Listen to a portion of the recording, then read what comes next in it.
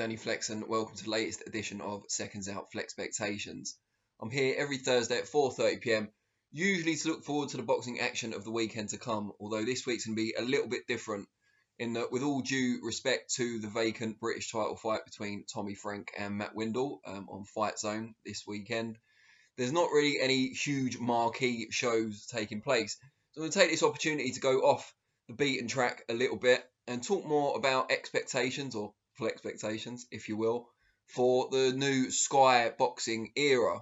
Something we talked about before when they launched in a, I'm not going to say a blaze of glory, because although there was a media day remotely and we did lots of Zoom content at the time, I think most people felt it was a little bit underwhelming for two main reasons. One, that the roster announced then was pretty good. You know, there were some interesting names on there. Hughie Fury, Chris EUBANK Jr., of course, as the figurehead, and plenty of others. But it didn't really have the glut of recognisable names I think that people were hoping for. And also the kind of first show, details of which had already been leaked online with a headline of Chris EUBANK Jr. against Sven Elbir, didn't really get the juices flowing. We didn't know the undercard at the time. Elbir's relative unknown quantity. And also there were some scurrilous and unfounded, as it turned out, rumours that it would be on Sky Sports box office, which it's not. It's on regular Sky Sports. But then this week we had the Wasserman Media Day, where they announced many of their new signings, all of whom will compete on Sky Sports platforms. And they included the likes of Josh Kelly and Lewis Ritson. So some very impressive names there, it has to be said. Oh, sorry, Lewis Ritson's with Boxer, not with Wasserman. So Josh Kelly, Nathan Gorman, Harlem Eubank were among the new Wasserman signings. It all gets very confusing because Wasserman did the deal with Boxer to appear on Sky. So, yeah, keep up if you can, because I'm clearly struggling. But the point is, they now have a much, much bigger combined stable as a broadcaster. And plenty of names recognisable because of the previous deal between Sky and Matchroom, who are now, of course, with DAZN exclusively around the globe. Some of those names will already be known to the boxing audience, not just the hardcore, but maybe more the casual sports fan, the likes of Lewis Ritson and Josh Kelly, who've been seen regularly on Sky Sports. Hughie Fury is another one, and benefits, as Chris EUBANK Jr. does, from a famous last name as well. And I was thinking about it yesterday, and I thought, no disrespect to Hennessy Sports, who are doing great things on Channel 5, but immediately Sky Sports has a better roster of talent, a deeper, more star-studded roster of talent than Channel 5 and Hennessy Sports. I don't think there can be any doubt about that.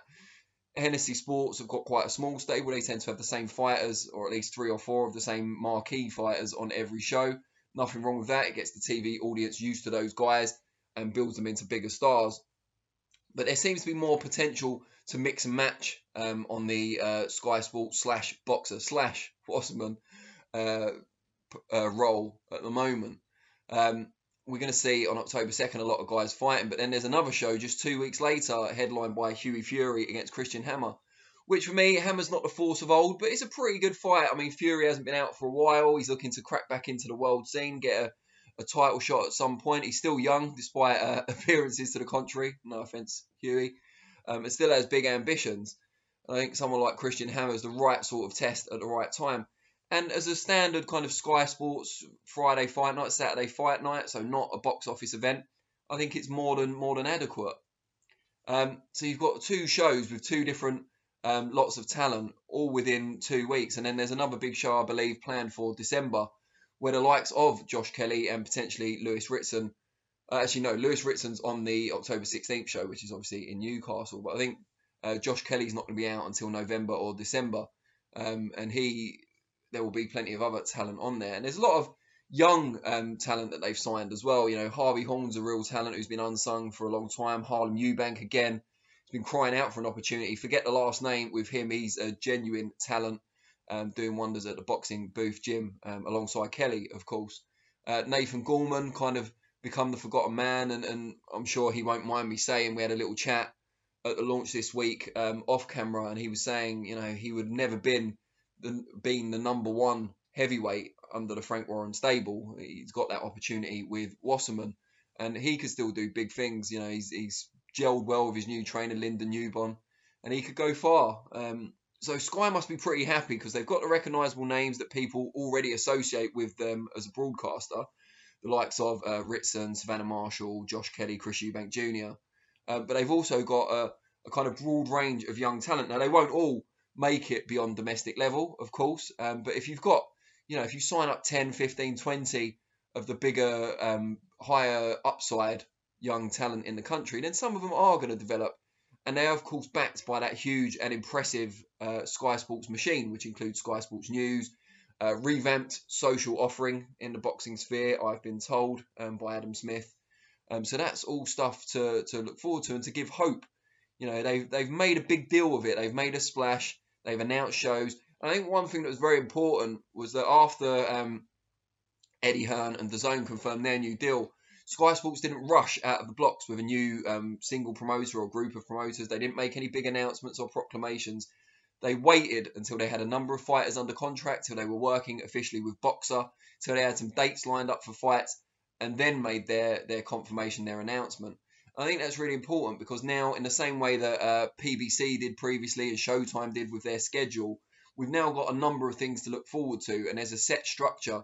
And I think people like that. I think that's one of the things that broadcasters and fans have often complained about with boxing is the lack of structure and schedule and set dates and set times going forward. And I think we've got that to an extent now, not just with Sky, but with other platforms as well.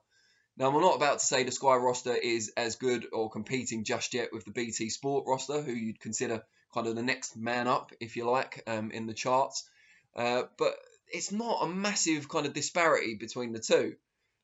BT Sport have obviously got more big names because they've been established on a subscription channel in this country for a long time. And they've also, I would say, Frank Warren's got the best kind of crop of young talent overall in the country at the moment. They've always, been focused on developing the younger fighters into the stars of the future, if you like. But Sky aren't far off, and with Matchroom and DAZN obviously now restricted to an app, they will, still make a big splash, but it's going to be harder without the Sky Sports machine backing them. We still wait to hear confirmation of the much talked about BT highlights show that will obviously help in that regard, or you would think it would. We've also seen some comments yesterday from the DAZN CEO about not focusing on the US any longer as a core market. So that could obviously benefit DAZN in the UK if they put their full efforts behind the UK boxing operation. Things could accelerate quicker than was previously thought. But I think Sky have shown with recent developments that they still plan to be a major player in the UK boxing scene. A lot of that will be pinned, at least at the start, on EUBANK and whether those big fights for him and for some of the other guys can be nailed down. That's the major concern I have with Sky Sports in this new era, is that a lot of the natural fights for some of the guys they've signed, the likes of Hughie Fury, Josh Kelly, and Chris Eubank most noticeably, are with fighters who are contracted to other promoters. Eubank, the most traction he got this week was when he talked about fights with Billy Joe Saunders with Matchroom and Liam Williams with Frank Warren. Josh Kelly, natural domestic rival for him is, of course, Conor Benn. He's with Matchroom. And Hughie Fury, you've got, Nathan Gorman, I suppose, in-house, but I don't know if they would actually fight each other. And then you've got, who else for Hughie? The likes of Daniel Dubois and Joe Joyce, both with Frank Warren. I think Joe Joyce has just signed an extension to his contract as well. So it's going to be difficult to make those domestic fights happen. And I say domestic fights, they're beyond domestic level in many cases, but they are fellow British fighters, which means there's going to be no kind of board of control orders to force them to fight or to try to force them to fight. It's going to have to be a case of the different promoters and different broadcasters working together. And there isn't a great precedent for that in this country. So I'm not holding out too many hopes. And just as I mentioned Hennessy Sports earlier, just as it will eventually become a bit monotonous to see the likes of Sam Eggington, Isaac Chamberlain, Shakan Pitters fight the same sort of level of opposition, usually foreign opposition, because, again, they can't fight, or it's very hard for them to fight their main domestic rivals because they're with other promoters. The same will be true of a EUBANK if he doesn't get one of those domestic guys, or the likes of Triple G, Charlo, someone like that.